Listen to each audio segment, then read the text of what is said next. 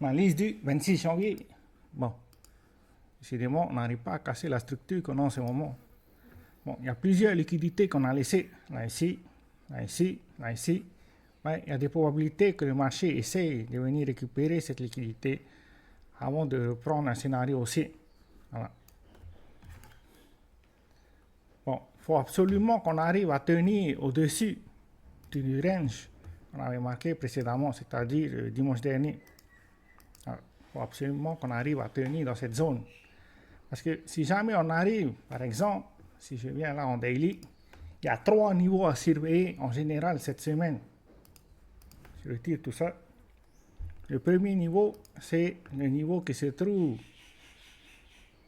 à 100 000, de 100 000 à 90 000, bon, environ, jusqu'à 90 000, là ici. Ça, c'est le premier niveau à surveiller. Sous ce niveau-là, il y a le niveau de 90 000 à 80 000. Ça, c'est le deuxième niveau. Et le troisième niveau, c'est le niveau des 100 000. D'ailleurs, le niveau où on est actuellement, à celui des 110 000. C'est les 3 niveaux à surveiller cette semaine par rapport à Bitcoin. Tant qu'on reste dans le niveau vert, ben, on a toujours des probabilités de commencer un momentum haussier. C'est-à-dire d'avoir une bougie impulsive.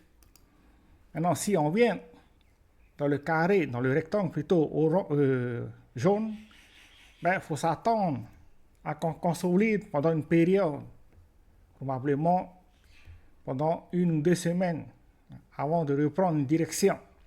Et si jamais on arrive dans la zone rouge, il faut faire attention au gap qu'on a laissé là ici. Voilà. Donc là, il faut être prudent. Là, c'est juste qu'on vient attraper les liquidités avant de reprendre une structure haussière. Donc, il y a des probabilités qu'on continue notre momentum haussier si on reste dans le rectangle vert.